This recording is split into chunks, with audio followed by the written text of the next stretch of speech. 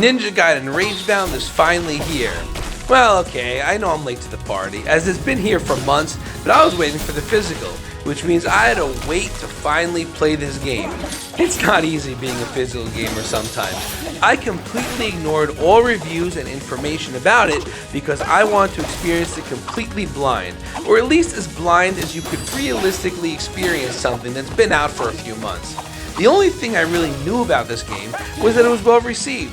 But after finally getting a chance to play it, I'm going to say this is the greatest retro revival I have ever played. That is not something I say lightly.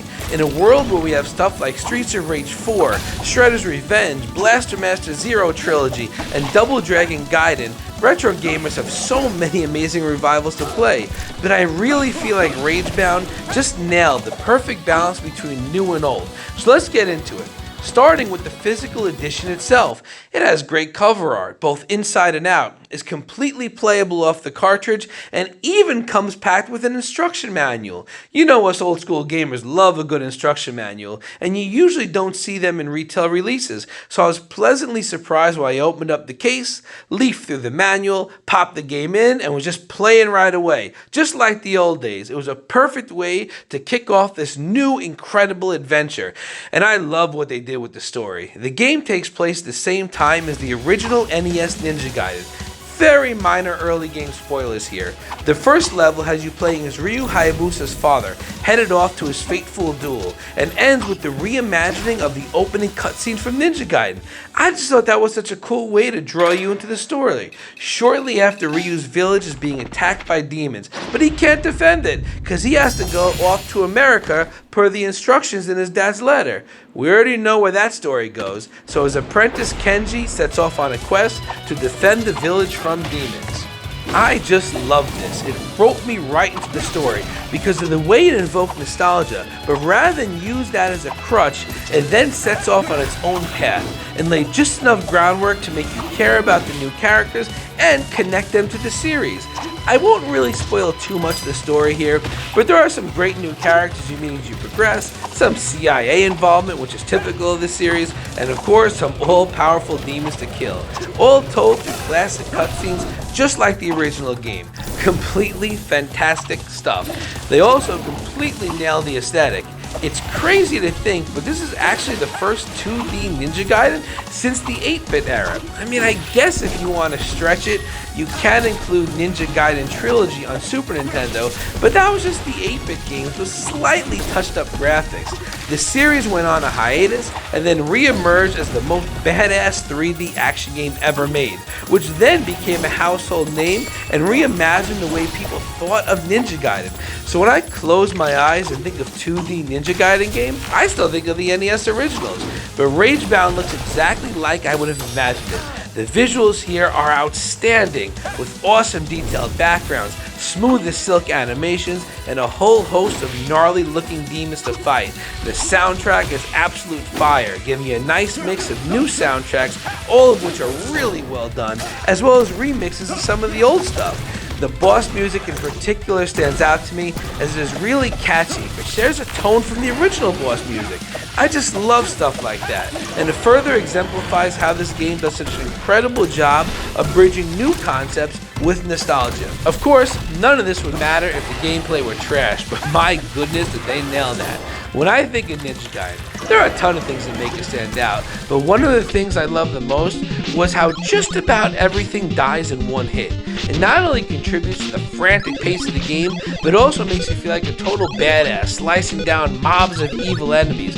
That was pretty uncommon if you think about most of the games in that era. There were usually enemies that required multiple hits that popped up pretty frequently, whether it was the Axe Knights in Castlevania, the machine gun turrets in Contra, or the Armored Joes in Mega Man. Most of these games slowed the pace down because your character had to stop to fight them. Not Ryu Hayabusa though, that dude just sliced through everything. Outside of this weird sickle guy that you ran into, I never really understood him. Ragebound takes that concept and expands it. Most enemies still die in one hit, but new to Ragebound are bigger enemies that require multiple hits. There are also hyper attacks that you can get to take these enemies down in one hit. In this way, it keeps the frantic instant death action in the original, but adds a little twist. These more challenging enemies can slow you down, but smart use of your hyper attacks means they go down as easily as anything else.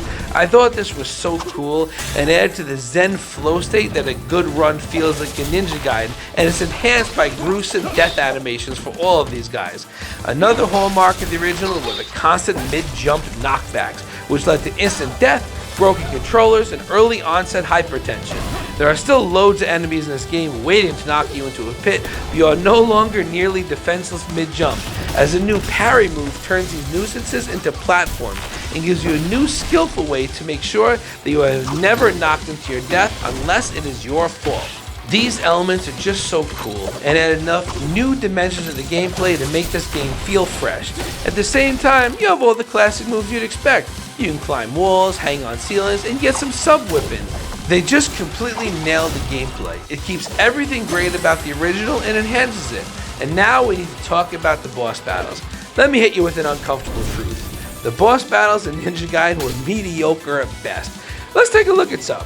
First, we have this guy. Wow, he's walking slowly towards you with a meat cleaver.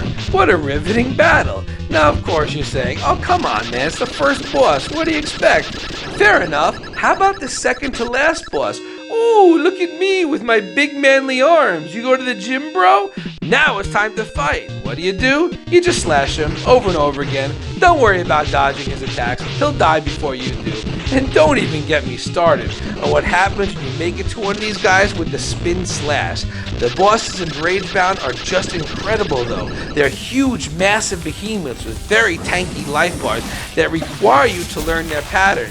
You are not mashing your way through these guys. As their life bar decreases, they begin to combine attacks, get more frantic, leading to an increased challenge. I looked forward to every one of these encounters and thoroughly enjoyed all of them. They were all difficult, yet so satisfying to take down, and the final boss was just insane. He almost broke me, but I was determined to not give up, and I eventually figured him out and finished the game, which took me about 2 hours. If all of this was not enough, you get a whole host of extras, hard mode, secret stages, upgrades to buy, other upgrades which make the game more challenging, I guess which makes them downgrades, 3 challenges per level to complete, and S ranks to shoot for. I was just blown away by every aspect of this game. I was looking forward to it so much. I didn't think it could live up to the hype that it had in my head, but it actually exceeded it. I think the reason is it's just so amazing because it does the best job I've ever seen of tugging at your nostalgia vibes while also introducing a brand new story and characters. Everything here is familiar and new. The gameplay is exactly the way you want it to be, kind of how you remember it, just enhanced. And the difficulty level is perfect. This is a tough game, but modern day conveniences means it's not nearly as frustrating as the originals. I just love everything about this, and I can't wait for Ninja Gaiden 4, although this game is going to be really tough to beat.